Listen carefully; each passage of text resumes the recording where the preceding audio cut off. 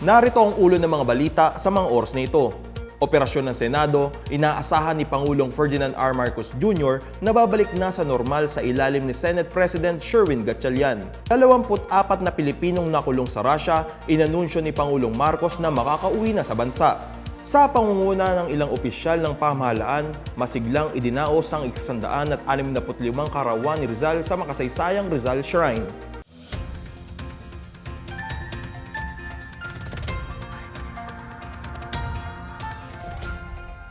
Ako po si John Dalistan para sa PNA Headlines. Umaasa si Pangulong Ferdinand R. Marcos Jr. na magbabalik na sa normalang operasyon ng Senado sa pamumuno ni Senador Sherwin Gatchalian.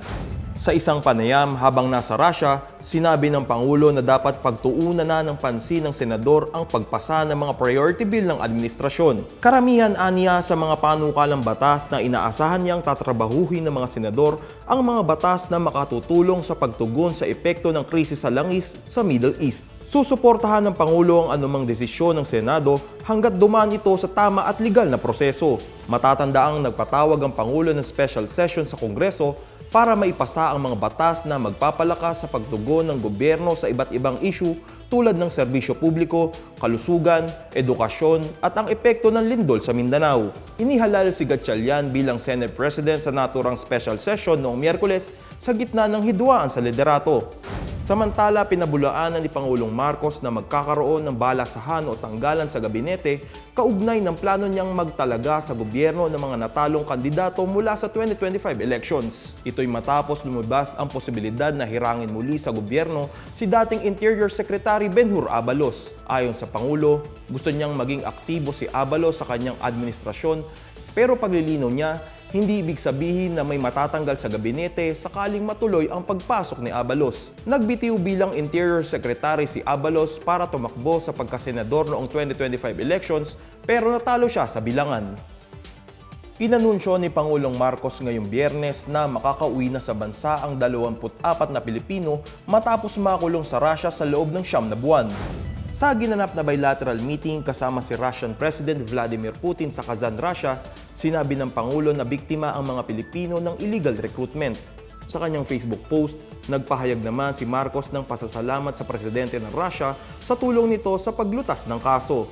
Ang mga Pilipino ay nakulong noong 2025 matapos mabiktima ng illegal recruitment na nagpapasok sa kanila sa Russia. Ayon pa kay Marcos, hindi alam ng Russian President ang sitwasyon noong una. Sinabi rin ni Putin na walang kasong isinampa laban sa mga Pilipino matapos ang mga buwan ng pagkakakulong. Nakatakdang pabalikin sa bansa ang mga Pilipino bukas alas 5 ng hapon. Idinaos ang 165 kaarawan ni Dr. Jose Rizal sa makasaysayang Rizal Shrine sa Dapitan City ngayong Biyernes, June 19. Bilang pag-alala sa kaarawan ng Pambansang Bayani, nagsagawa ng isang wreath-laying ceremony ang mga opisyal ng pamahalaan sa Rizal Shrine sa Barangay Talisay. Binigyang diin ni Dapitan Mayor Evelyn Belen Uy sa isang talumpati na mahalagang ipagpatuloy ang mga aral, nasyonalismo at ligasiya na iniwan ni Rizal sa kasalukuyang panahon. Para magbigay ng saya at magkaroon ng dagdag na kabuluhan sa pagdiriwang, binigyan din ng mga regalo ang mga batang dumalo sa seremonyas. Ginanap ang okasyon sa pagtutulungan ng National Historical Commission of the Philippines, Department of Education, Balay Hamoy Museum at Las Damas de Rizal, Philippines. At sa balitang pangkalakalan, ikinatuwa ng Office of the Presidential Advisor on Peace, Reconciliation and Unity or OPAPRU ang paggamit ng Bangsamoro Autonomous Region in Muslim Mindanao o BARM ng digital platform upang mailapit ang mga serbisyong pinansyal nito sa publiko. Ayon kay OPAPRU Secretary Mel Senen Sarmiento, makabagong partnership ang nabuo sa pagitan ng Bangsamoro Treasury Office o BTO at GCash na layong pagkonektahin ng pamahalaan at ang publiko.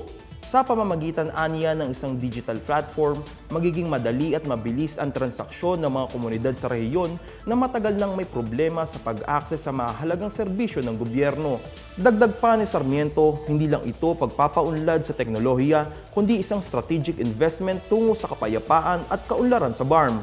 Matatandaang lumagda ang BTO at GCash noong Marso ng isang kasunduan para sa digitalization ng sistema ng pangongolekta ng buwis at iba pang bayarin sa buong rehiyon. Samantala, sinabi ng Bureau of Plant Industry o BPI na walang inaangkat ang Pilipinas na ube o purple yam mula sa anumang bansa. Ito'y sa gitna ng patuloy na pagtaas ng demand nito sa international market. Binigyan diin ng ahensya na ang anumang ube na ibinebenta, dinadala o sinasabing imported ay dapat beripikahin ng tamang mga otoridad. Anuman anilang pag-import ng mga produktong agrikultural ay kinakailangan ng sanitary at phytosanitary clearances upang maiwasan ang pagpasok ng mga peste at sakit na maaaring makaapekto sa sektor ng agrikultura. Tiniyak ng BPI na patuloy ang kanilang pagprotekta sa mga yamang halaman ng bansa sa pamamagitan ng mahigpit na border control at ligtas at maayos na agricultural trade. At yan ang pinakabago at pinakamainit na balita sa mga oras na ito, hatid sa inyo ng PNA Headlines. Para sa iba pang mga balita at informasyon, bisitahin lamang ang aming website pna.gov.ph o ang aming Facebook at X account na Philippine News Agency. Mapapanood din ang PNA Headlines sa pamamagitan ng link sa website ng News and Information Bureau sa ilalim ng PNA News at sa YouTube account ng Philippine News Agency. Ako po si John Dalistan at ito ang PNA Headlines, naghahatid ng mga balitang nagbubuklod sa bagong Pilipinas.